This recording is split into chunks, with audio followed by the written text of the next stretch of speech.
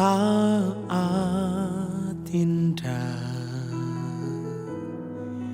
ku berhadapan denganmu,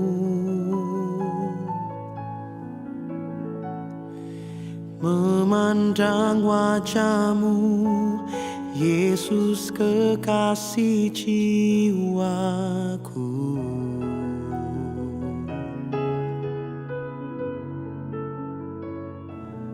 Bawa daku erat dalam pelukanmu,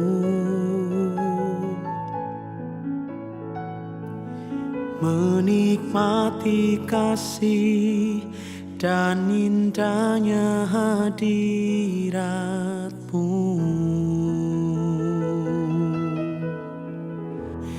Hadiratmu Tuhan ku rasakan,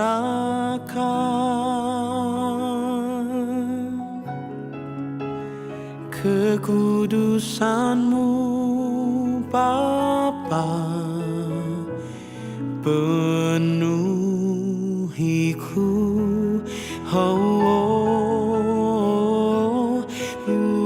Rindu selalu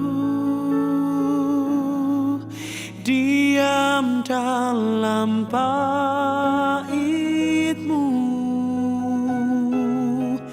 menikmati kasih anugerah-Mu.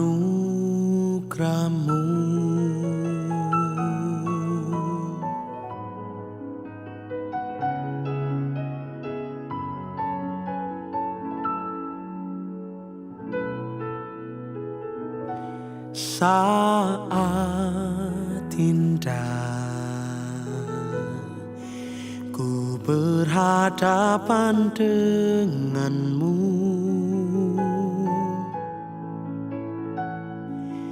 memandang wajahmu, Yesus kekasih jiwaku.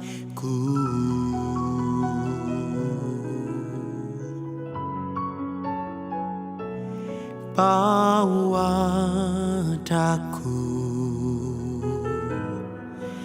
erat dalam pelukan-Mu,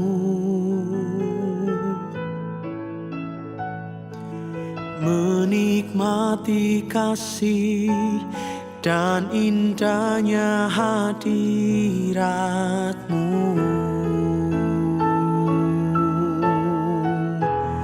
Hadirat-Mu Tuhan ku rasakan,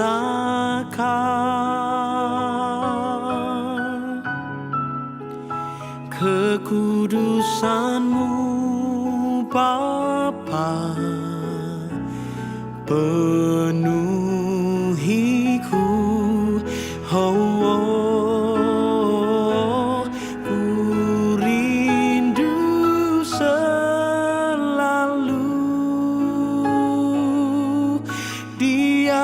Dalam bait-Mu,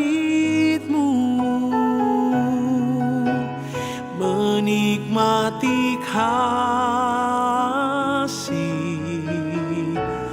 anugerah-Mu.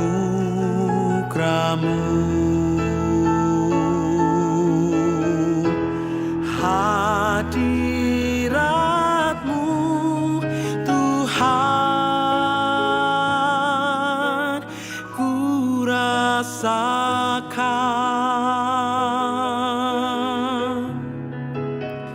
kekudusan-Mu Bapa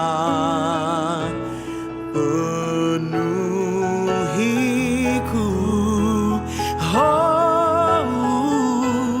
Ku rindu selalu diam dalam bait-Mu, menikmati kasih anugerahmu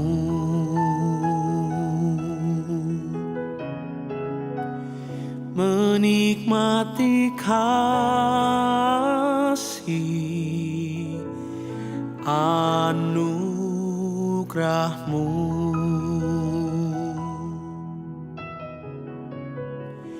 menikmati kasih anugerahmu.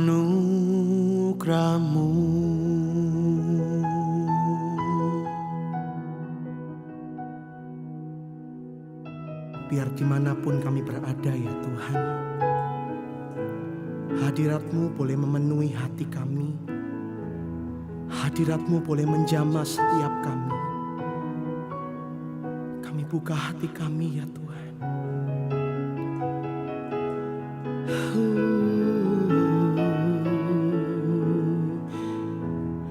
Hadirat-Mu Tuhan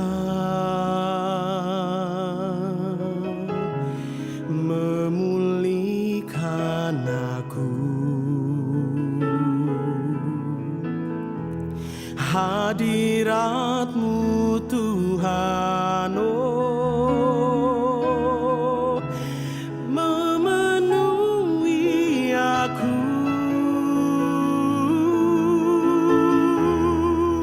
Oh, Kau menjamah hatiku, Kau memuaskanku. Haleluya, oh, kami buka hatiku. Haleluya.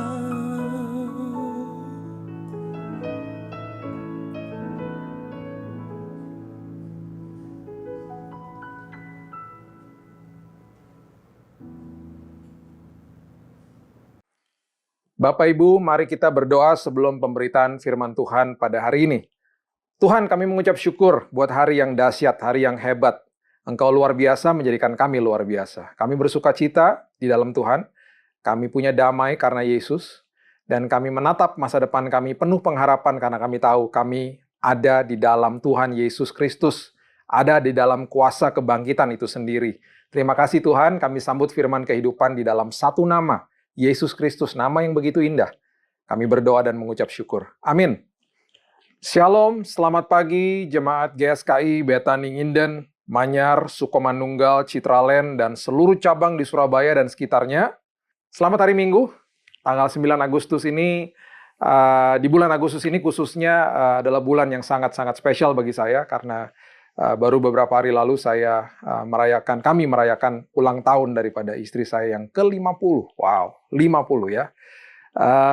Sederhana, tapi saya mengucap syukur karena penyertaan Tuhan atau hadirat Tuhan itu lebih penting dari segala-galanya. Itu yang membawa sukacita, itu yang membawa damai bagi kita. Siapapun yang sedang atau ulang tahun di bulan ini, selamat.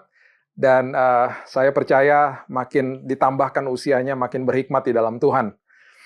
Pada hari ini saya akan kembali meneruskan apa yang saya sudah bagikan kepada Bapak Ibu sekalian tentang prinsip-prinsip kerajaan surga. Saya sudah mendapatkan banyak sekali masukan-masukan ya. Ada yang komen-komen dan banyak sekali yang memberitahu bahwa hidupnya dimerdekakan. Hidupnya dimerdekakan, paradigmanya diubah, hidupnya dimerdekakan. Mereka menatap hari esok dengan tidak takut lagi, tidak khawatir karena tahu siapa mereka, siapa posisi mereka di dalam Tuhan, ya. Siapa posisi mereka di dalam kerajaan surga. Di dalam sebuah ideologi, ya, di dalam sebuah kepemerintahan misalnya. Seringkali ideologi yang kita anut, ya, mungkin di Indonesia atau di negara-negara yang lain. Ideologi-ideologi itu berasal dari orang-orang yang mungkin saat ini sudah tidak ada lagi, sudah meninggal. Tapi ideologi tidak bisa dibunuh.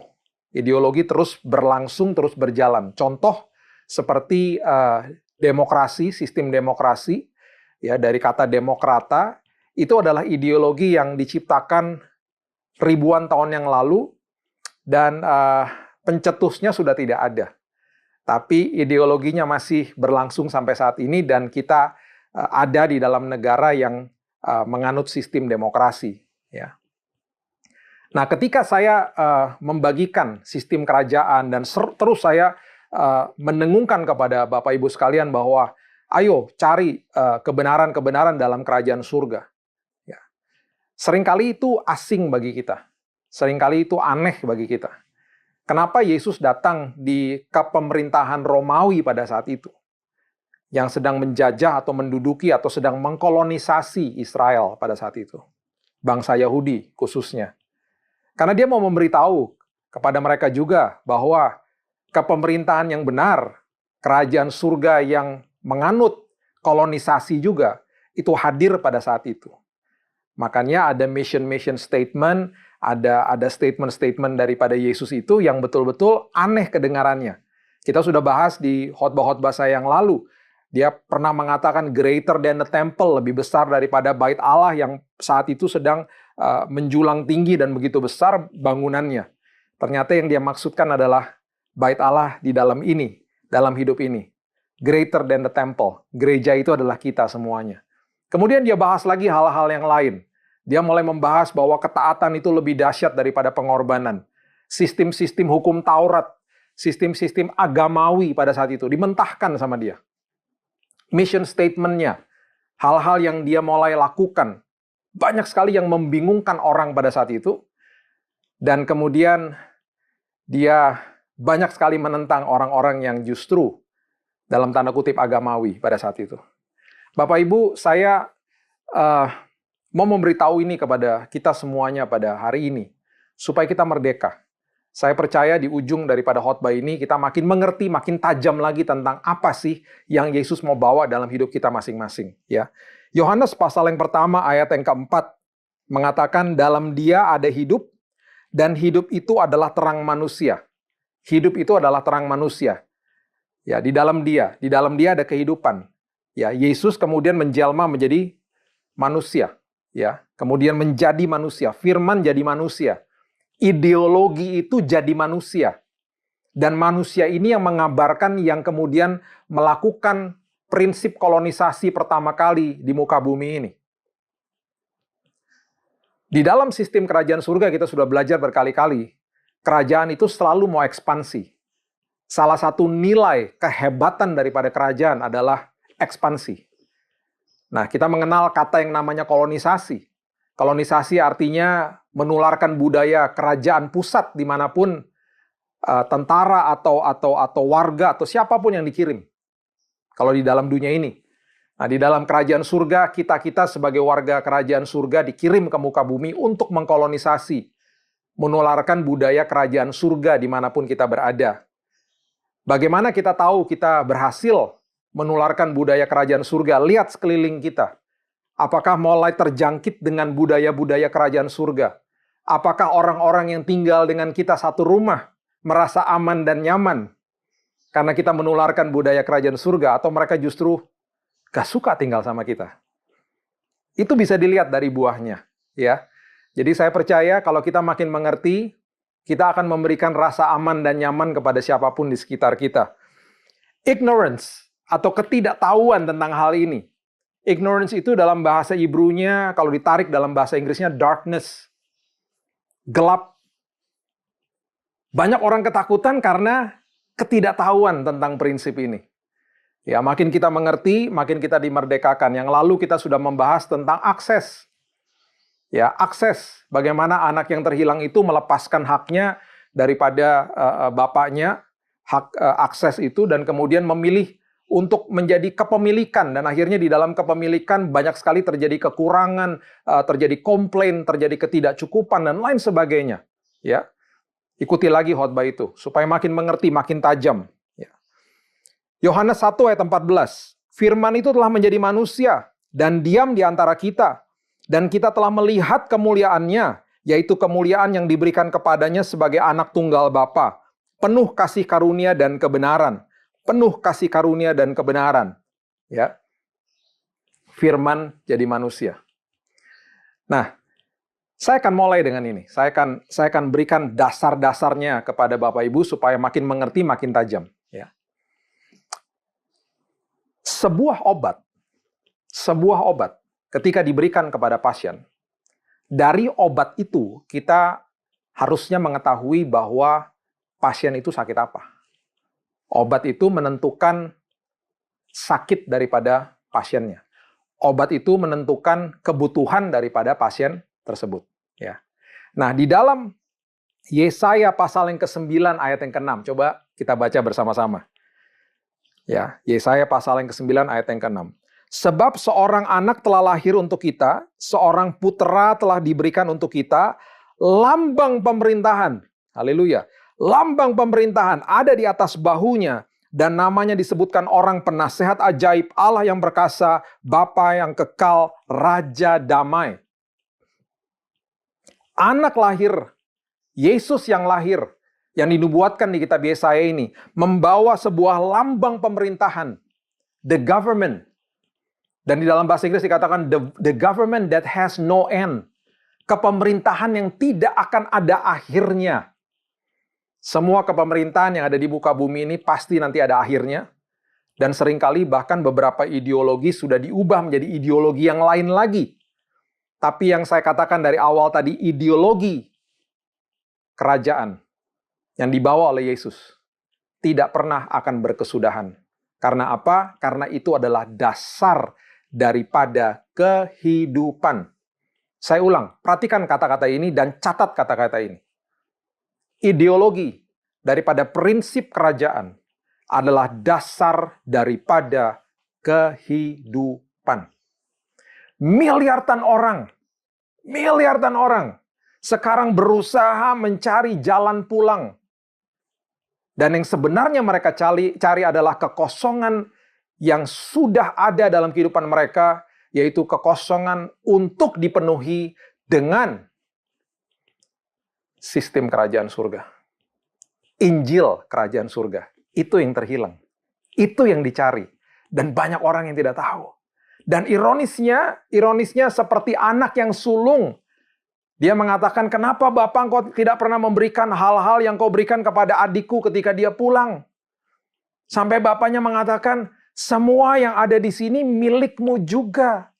Seringkali sebagai anak-anak Tuhan, walaupun sudah ikut Yesus bertahun-tahun, kita masih tidak mengerti juga tentang prinsip Injil daripada kerajaan surga. Dan akhirnya apa? Yang terjadi, kita pun hidup di dalam ketakutan. Ketika kita hidup di dalam ketakutan seperti itu, sama saja kita seperti orang-orang dunia. Kita katakan kita anak Tuhan, kita katakan kita beribadah, kita katakan kita punya label orang Kristen. Tapi buktinya, kita tidak mengerti tentang prinsip ini dan akhirnya terus ada kekosongan juga di dalam kehidupan ini. Banyak yang ketakutan, banyak yang sampai betul-betul stres. Harusnya itu tidak harus terjadi kalau kita mengerti tentang siapa saya, posisi saya di dalam Tuhan itu seperti apa. Ya, saya urutin dulu Bapak Ibu ya, dari awal ya. Mungkin ada beberapa pengulangan kalau Bapak Ibu pernah mendengar khotbah-khotbah saya supaya makin tajam lagi ya. Adam jatuh dalam dosa, Hawa jatuh dalam dosa, manusia jatuh dalam dosa. Manusia yang sudah diberikan mandat amanat agung pertama di Kejadian 1 ayat 26 untuk menguasai bumi, untuk mengelola bumi. Ya, tadinya mereka menguasai bumi, dominion, king dominion, menguasai bumi, kehilangan, ya kan? Jatuh dalam dosa. Akhirnya apa? Bumi, dunia menguasai mereka, sistem dunia menguasai mereka. Makanya sampai hari ini banyak orang yang masih terikat sama tembakau. Gak bisa lepas dari rokok.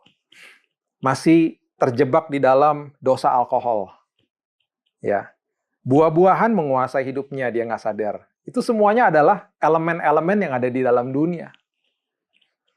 Dikuasai lagi sama apa? Sama uang. Harusnya dia menguasai uang, tapi uang menguasai dia. Akhirnya yang dicari apa? Dikejar, uang dikejar. Kemudian apalagi yang menguasai dia? Pekerjaan menguasai dia. Saya pernah juga khotbahkan tentang itu. Sampai-sampai terjadi apa ketika masuk hari Senin? Stres. Karena pekerjaan menguasai dia. Bos di kantor menguasai dia. Saya nggak katakan saudara berontak dan saudara melakukan yang seenaknya di kantor saudara, di pekerjaan saudara. Bukan. Tapi kalau paradigma kita mengerti bahwa saya kerja buat kerajaan surga, bebas kita, merdeka. Kita masuk di hari Senin atau masuk di pekerjaan kita tidak akan stres. Karena kita tahu Tuhan sedang menempatkan saya di tempat ini di dalam musim ini. Nanti di musim yang akan datang saya nggak tahu dibawa kemana sama Tuhan. Saya ikuti Tuhan terus. Karena saya bertanggung jawab untuk kerajaan surga. Kalaupun saya tidak diperlakukan dengan baik di tempat ini, nggak apa-apa. Saya kerja buat kerajaan surga kok. Nanti promosi datang daripada dia. Ya. Kemudian ada lagi apa? Dosa seks. Manusia menguasai hidup kita kalau kita ada di dalam dosa seks. Pornografi itu berarti manusia lain menguasai kita. Nah, ini semua yang sudah terjadi bertahun-tahun ketika manusia jatuh dalam dosa, ini dimentahkan oleh Yesus. Dimentahkan oleh Yesus. Karena ketika dia hadir secara fisik, ketika firman menjelma menjadi manusia, ideologi menjadi manusia, dia menjadi satu sosok pribadi yang memulai kolonisasi bumi, dia yang memulai sebuah pengajaran yang baru, dan dia katakan ada the kingdom that has come, ada kerajaan yang sudah datang. Kepemerintahan di atas bahunya yang luar biasa. The government that has no end. Kerajaan yang tidak akan ada habisnya. Itu semuanya dilakukan dan transparan dari hidupnya. Tiba-tiba terjadi apa? Mujizat terjadi. Tiba-tiba terjadi apa? Air jadi anggur. Sakit disembuhkan. Yang mati dibangkitkan. Ada elemen-elemen atom di dalam roti dan ikan bisa tiba-tiba berkembang menjadi luar biasa dan memberikan makan ribuan orang.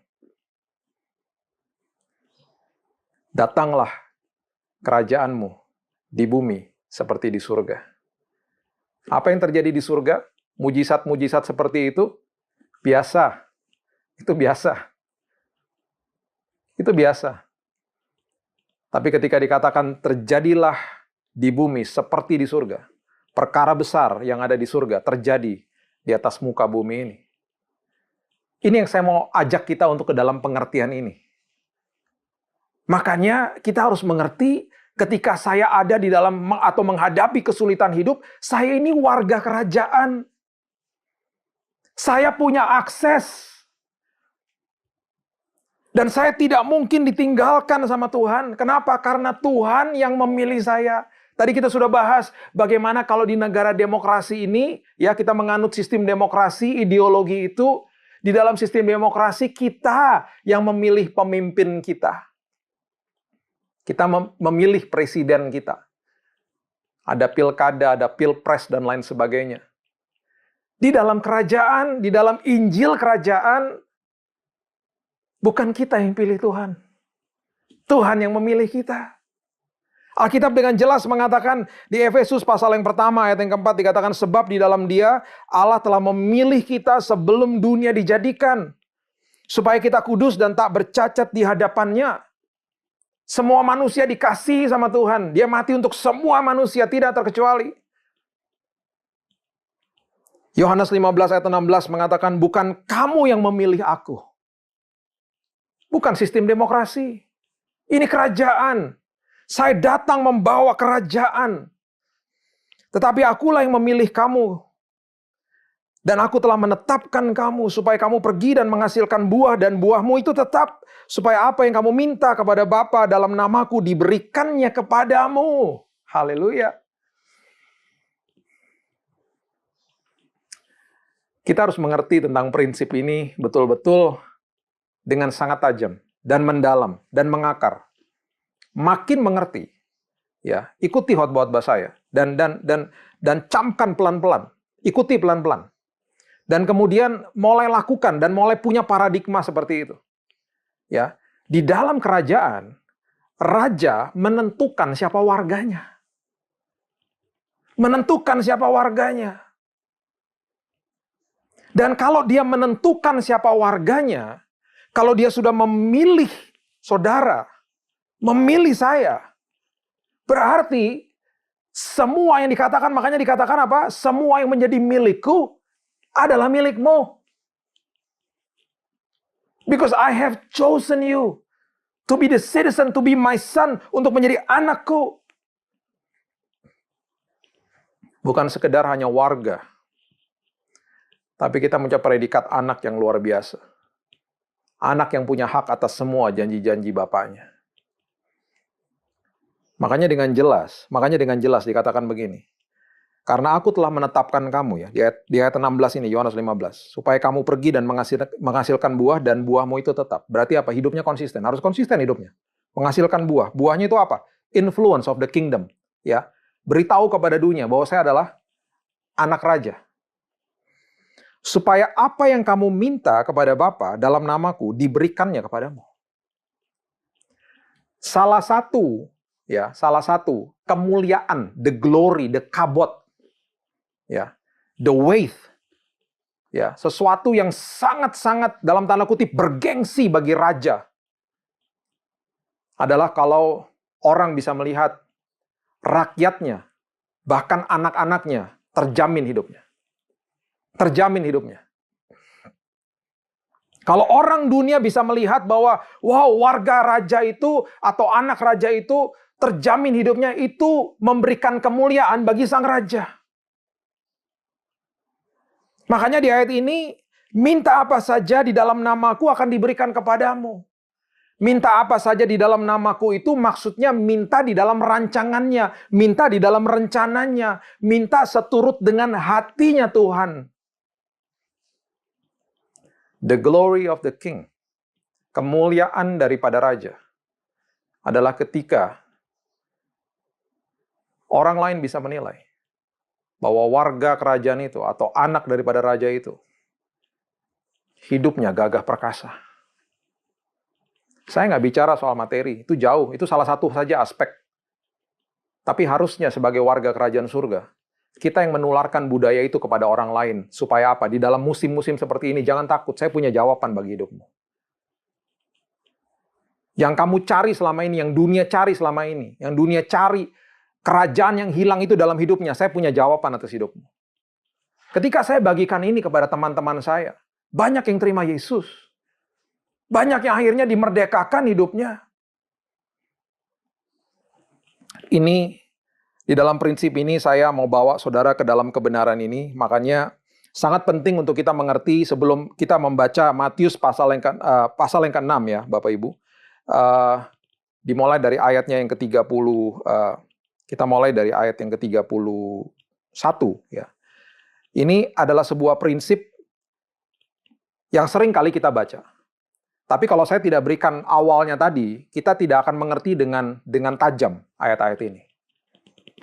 Di dalam Matius 6 ayat 31, ya, firman yang sudah sering kita baca, ya. Saya mau kita baca pada hari ini dengan pengertian yang dalam. Makanya saya berikan kepada Bapak Ibu dasarnya dulu tadi. Ya, supaya kita ngerti. Jangan sekedar baca. Karena kalau sekedar baca aja, kita nggak tahu latar belakangnya kenapa Yesus mengatakan hal-hal seperti ini. Kita akan anggap remeh. Kita justru tidak melihat kebesaran atau kemuliaan daripada ayat-ayat firman ini. Karena dibutakan sama iblis. Matius 6 ayat 31 mengatakan, sebab itu janganlah kamu khawatir dan berkata, apakah yang akan kami makan? Apakah yang akan kami minum? Apakah yang akan kami pakai? Kenapa Yesus katakan begitu? Dia katakan jangan malu-maluin. Masa kamu anak saya? Masa kamu anak raja? Masa kerajaan yang aku datang membawa kerajaan Injil, kerajaan itu untuk membebaskan manusia. Masa anakku mengatakan itu? Malu-maluin. Makanya dia katakan sebab itu janganlah kamu khawatir, dan kemudian ada kata ini, dan jangan kamu khawatir dan berkata. Jadi jangan sekedar hanya, oh saya cuma khawatir aja kok gitu. Tapi seringkali juga bukan sekedar khawatir, kita khawatir kemudian kita mengatakan, aduh gimana ya. Dan yang lebih parah lagi, kita angkat telepon minta bantuan orang. Makanya saya katakan dari awal, jangan angkat telepon pinjam-pinjam uang. Saya paling anti sama hal itu. Malu-maluin, melecehkan Tuhan, melecehkan Raja, melecehkan Bapa kita yang tidak punya batas.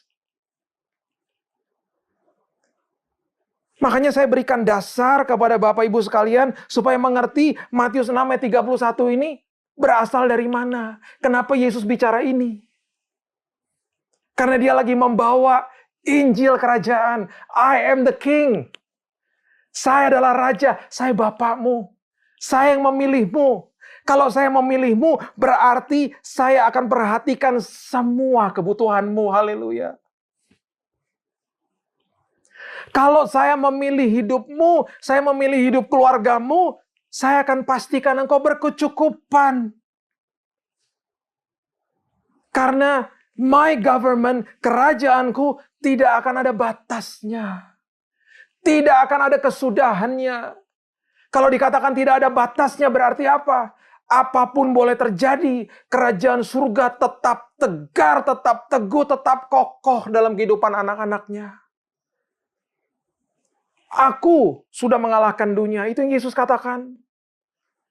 Makanya oleh sebab itu sebagai anak raja, kita pun mengalahkan dunia.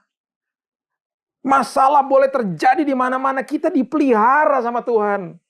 Makanya firman ini mengatakan bukan sekedar khawatir. Dikatakan juga jangan kamu berkata. Janganlah kamu khawatir dan jangan juga berkata. Dengan kata lain juga bisa diterjemahkan, jangan juga doa-doa sama saya minta Tuhan, nanti besok gimana ya, besok gimana ya?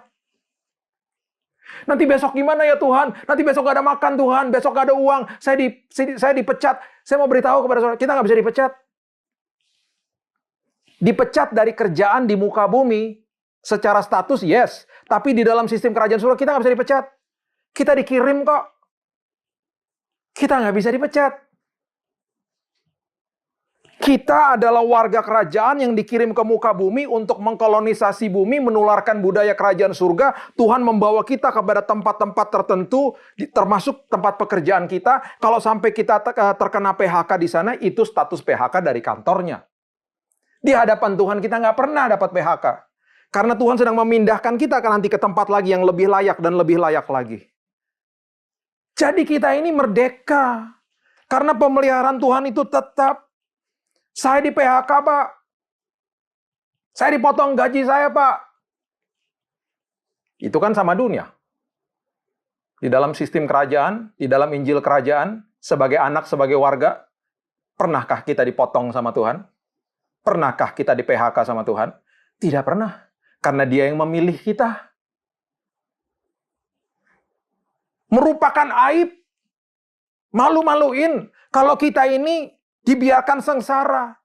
Karena apa? Sekali lagi, it's the glory of the kingdom. Kemuliaan daripada raja. Ketika anak-anaknya dijamin sama Tuhan. Makanya ayat ini memulai kata-katanya dengan jangan kamu khawatir dan berkata. Apa yang akan kami makan? Apa yang akan kami minum? Apa yang akan kami pakai?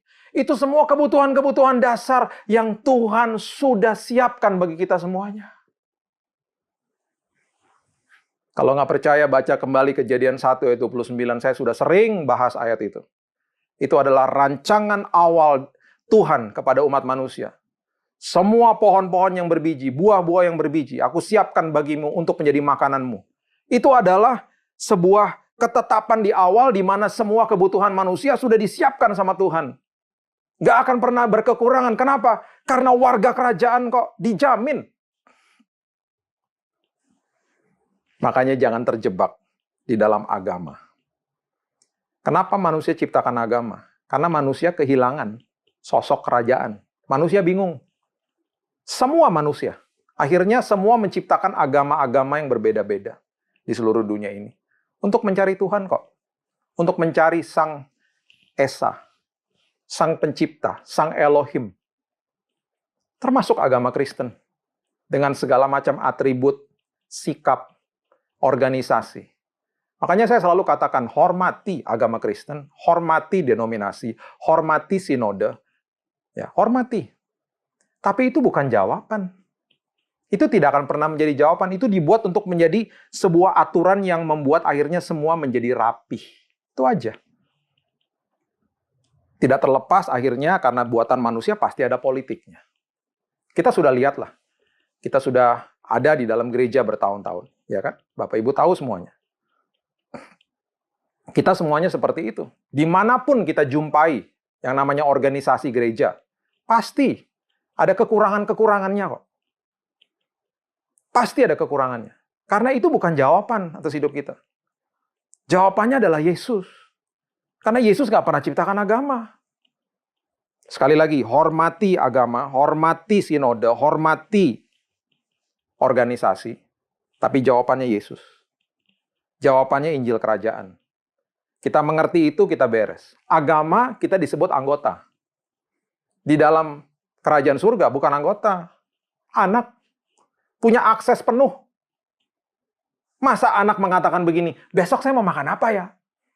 Besok saya ada baju nggak? Besok saya ada minum nggak?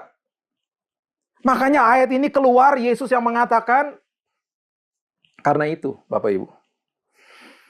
Ayat 32, semua itu dicari bangsa-bangsa yang tidak mengenal Allah.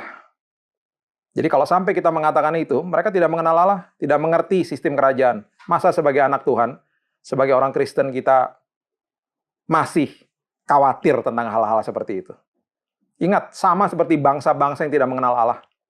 Sama seperti orang-orang yang tidak mengerti Injil Kerajaan. Akan tetapi Bapamu yang di surga tahu bahwa kamu memerlukan semuanya itu. Bapamu tahu. Rajanya tahu karena rajanya yang memilih kita. Haleluya. Saya suka dengan ayat ini. Saya suka mau nangis kalau baca ayat ini. Tetapi carilah dahulu kerajaan Allah. Carilah dahulu kerajaan Allah. Dan kebenarannya. Kebenarannya itu artinya righteousness. Bahasa aslinya right standing. Posisinya. Jadi gini, cari kerajaan, hidup di dalam sistem kerajaan, mengerti tentang kerajaan, kemudian mengerti, saya ini siapa? Right standing saya itu gimana? Itu arti daripada kebenaran. Saya harus mengerti posisi saya ini apa di dalam kerajaan. Posisi saya anak. Posisi saya adalah warga kerajaan yang dipilih sama Tuhan. Saya adalah anak yang sebagai ahli waris. Saya adalah anak yang memiliki semua hak atas semua janji-janji Tuhan. Setelah itu beres, dikatakan, maka semuanya itu akan ditambahkan padamu. Semuanya yang aku punya, semuanya yang aku punya, ditambah-tambahkan dalam hidupmu. Cari kerajaan, mengerti the right standing, saya apa di dalam posisi saya ini, apa di dalam Tuhan. Kemudian segala sesuatunya ditambahkan. Sebab itu janganlah kamu khawatir akan hari esok. Karena hari besok mempunyai kesusahannya sendiri. Kesusahan sehari cukuplah untuk sehari. Kesusahan sehari cukup untuk sehari. Cukup untuk sehari. Ini Yesus sedang mengajarkan sesuatu yang sangat dalam. Ya. Jadi gini. Setiap hari dia akan menyiapkan bagi kita. Cukup buat hari itu. Apa? Bukan sekedar kebutuhan dasar manusia, tapi damai, sukacita, hikmat, semuanya cukup bagi hari itu. Saya kemarin, beberapa minggu lalu, saya ajak istri saya nginap di hotel. Selama pandemi ini kami nggak pernah kemana-mana, saya nginap di hotel. Karena anniversary, ya, hari ulang tahun pernikahan kami. Hotelnya sepi, kami sudah cek juga, ya, kami sudah cek protokol kesehatannya bagaimana, ya. Dan di waktu kami tinggal di sana, kami ada paket buffet, makan buffet, ya. Jadi kami juga datang ke sana dengan hati-hati dan melihat semuanya, kami pakai masker, ada yang pakai face shield di sana, dan kemudian makannya juga harus ada shieldnya gitu di mejanya gitu ya. Buffet. Makanan buffet itu adalah makanan yang artinya kita bisa makan sampai puas. Betul? Makan sampai puas. Makan sampai puas. Pada malam hari itu karena hotelnya juga sedang tied up gitu ya. Jadi nggak boleh sampai nanti makanannya tersisa, terbuang dengan sia-sia. Karena mereka juga siapkannya pas-pasan ya. Karena memang tidak begitu banyak tamu yang datang. Jadi waktu kami hadir atau ada di tempat prasmanan itu, ada seorang petugasnya di situ yang kemudian menolong saya. Dia katakan, "Pak, saya saja yang mengambilkan." Dengan kata lain, saya ngambilin buat Bapak, porsinya secukupnya. Kalau Bapak mau lagi, balik lagi. Jadi gini, prinsipnya gini. Boleh makan sepuasnya, tapi jangan sampai tersisa dan terbuang. Boleh makan sepuasnya, tapi cukup buat porsi saya. Itu maksudnya. Jadi hari ini, atau hari esok, yang Tuhan berikan itu cukup. Kelimpahan, yes, tapi cukup. Itu penyertaan Tuhan. Yang begitu agung. Jadi kita nggak dikasih lebih, sampai-sampai nantinya nggak kepake. Atau jadi mubazir. Atau akhirnya membuat kita hidupnya nggak punya iman dan nggak bergantung lagi sama Tuhan. Jadi prinsip akses itu begitu. Prinsip akses itu begitu agung, begitu berhikmat di dalamnya. Ya, yang luar biasa coba lihat. Kita buka bersama-sama di Kejadian pasalnya yang pertama. Kejadian pasal yang kedua, ayat yang ke-16. Coba saudara lihat. Lalu Tuhan Allah memberi perintah ini kepada manusia, semua pohon dalam taman ini boleh kau makan buahnya dengan bebas. Semua pohon. Semuanya. Kenapa? Apa yang disediakan bagi kita itu berkelimpahan, Bapak Ibu. Berkelimpahan. Semuanya boleh. Tuhan sudah siapkan yang terbaik. Tetapi pohon pengetahuan tentang yang baik dan jahat itu janganlah kau makan buahnya, sebab pada hari yang kau memakannya pastilah kau mati. Ayat 17. Hanya satu itu yang tidak boleh. Ketika iblis berusaha untuk menjatuhkan manusia, ya di Kejadian pasal yang ketiga ayat yang pertama, itu dengan jelas di awal dia mulai membalikan abundance atau provision atau supply daripada Tuhan yang luar biasa ini. Dia mulai katakan dengan prinsip ini. Adapun ular ialah yang paling cerdik dari segala binatang di darat yang dijadikan oleh Tuhan Allah. Ular itu berkata kepada perempuan itu, tentulah Allah berfirman, semua pohon dari taman ini jangan kamu makan buahnya, bukan? Semua pohon dalam taman ini jangan kamu makan buahnya, bukan? Dibalik. Yang tadinya Tuhan katakan semua boleh dimakan, cuma satu itu yang tidak boleh. Dibalik. Semua di sini kan nggak boleh. Semuanya kan nggak boleh kamu makan. Twisted. Padahal Tuhan sudah siapkan yang terbaik.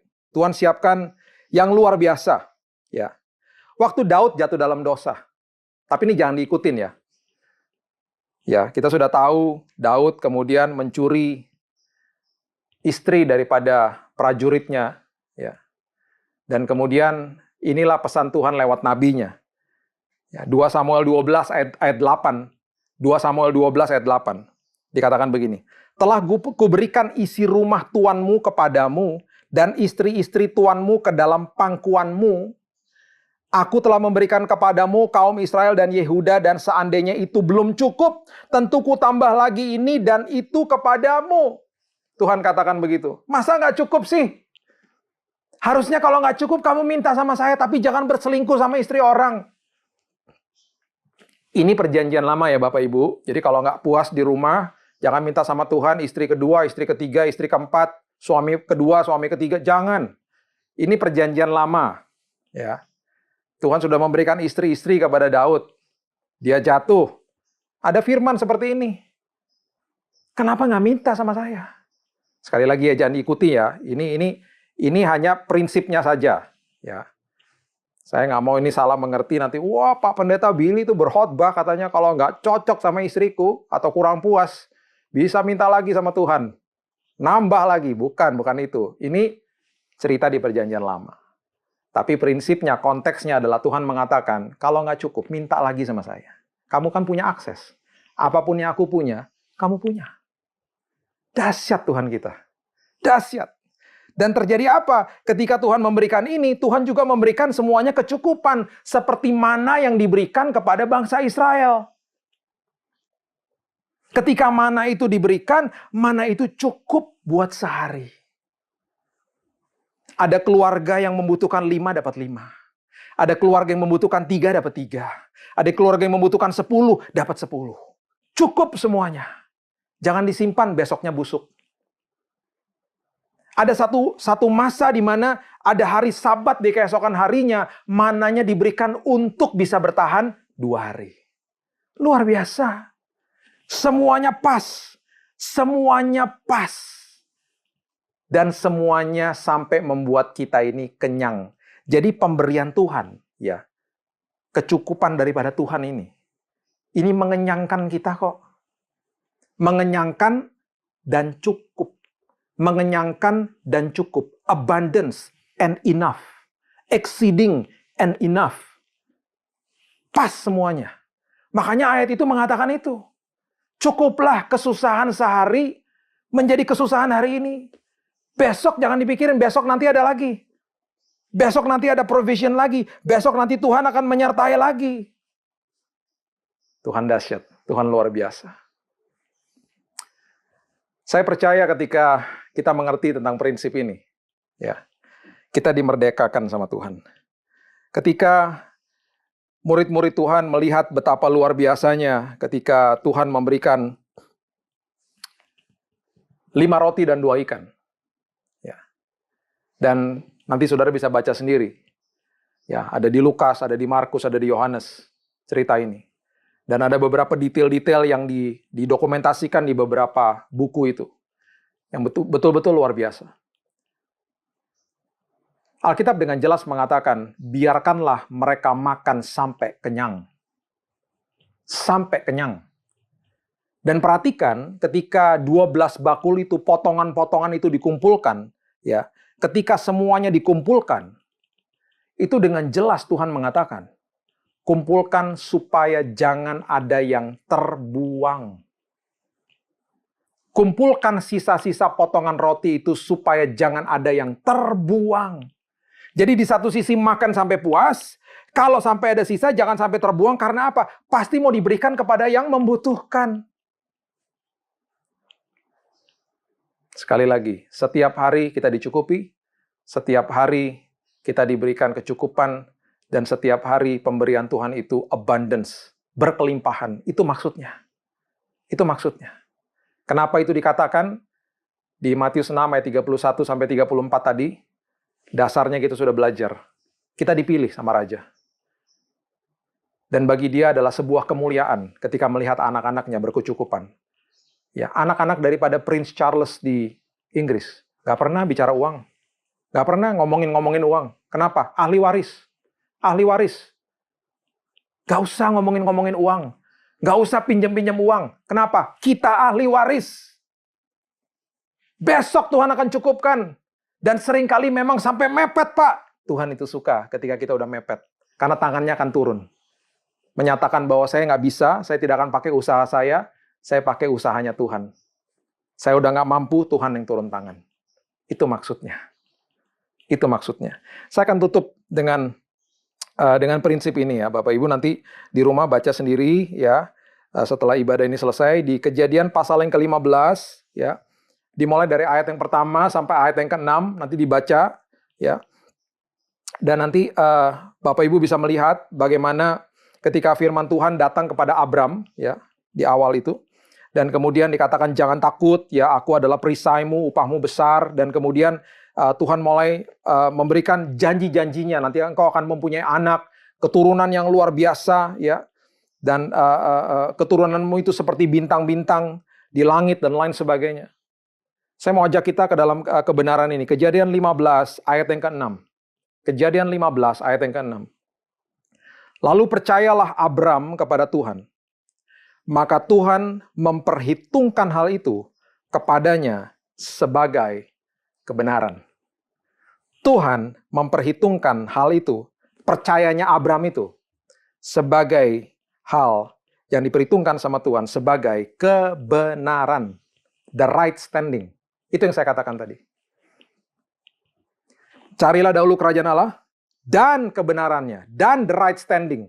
Dan apa? Saya percaya bahwa ini adalah posisi saya. Saya percaya Tuhan bahwa ini adalah posisi saya sebagai anak, sebagai warga kerajaan yang senantiasa akan dipelihara sama Tuhan, yang senantiasa akan diteguhkan sama Tuhan, yang senantiasa akan dipelihara hari lepas hari dengan kecukupan.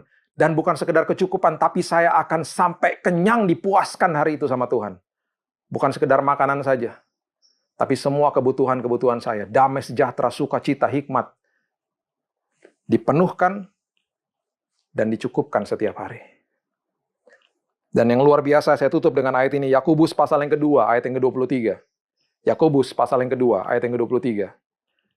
Sebuah status yang luar biasa yang juga Tuhan katakan kepada orang-orang yang mengerti the right standing, orang-orang yang mengerti posisinya di dalam kerajaan surga. Orang-orang seperti kita ini yang sedang belajar dan kemudian mengerti posisi kita ini siapa di dalam kerajaan surga. Dengan jalan demikian genaplah nas yang mengatakan, lalu percayalah Abraham kepada Allah. Maka Allah memperhitungkan hal itu kepadanya sebagai kebenaran. Ketika kita percaya dan kita mengerti siapa kita di dalam Tuhan, Tuhan memperhitungkan itu sebagai suatu kebenaran, the right standing. Karena itu Abraham disebut sahabat Allah. Kita adalah anak, kita adalah warga kerajaan, dan kita juga adalah sahabat Allah yang luar biasa. Yang punya akses penuh kepada apapun yang surga miliki. Tidak usah takut, hari esok punya kesusahannya sendiri. Saya percaya Tuhan sudah ada di hari esok menyiapkan yang terbaik bagi saudara. Saudara akan mengalami kelimpahan, dan semua kelimpahan itu cukup bagi saudara setiap hari. Kenapa?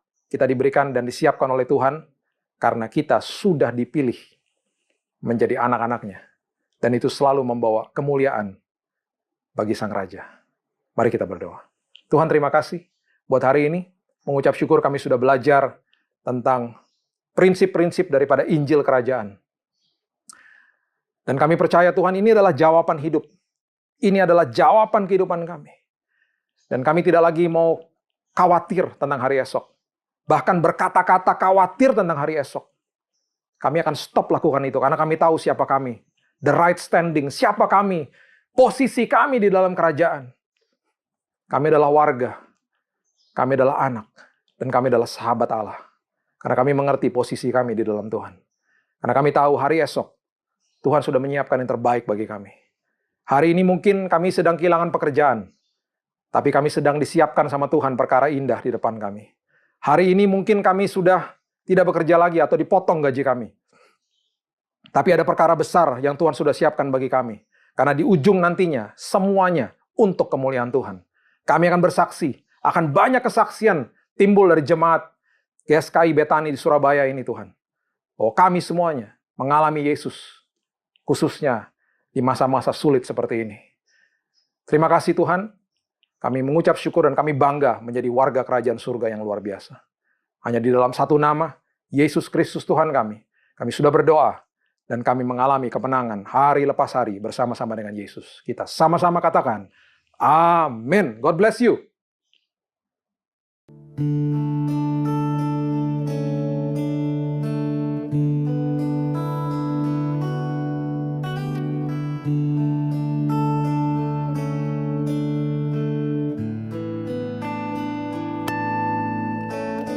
Bila kau rasa gelisah di hatimu, bila kelam kabut tak menentu dirimu, ingat masih ada seorang penolong bagimu. Yesus tak pernah jauh darimu.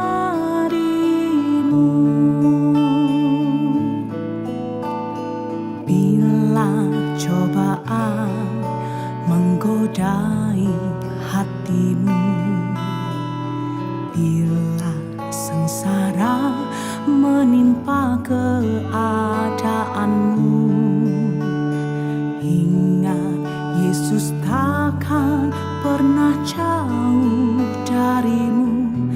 Dia selalu pedulikan kamu. Berseru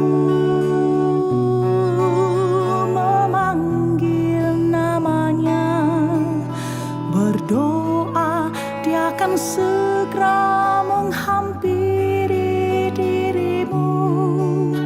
Percaya, Dia tak jauh darimu. Dia hanya sejauh doa. Berseru memanggil namanya, berdoa, Dia akan segera menghampiri dirimu. Percaya, Dia tak jauh darimu. Dia hanya sejauh doa. Oh, berseru memanggil namanya, berdoa, Dia akan segera menghampiri dirimu. Percaya, Dia tak jauh darimu. Dia hanya sejauh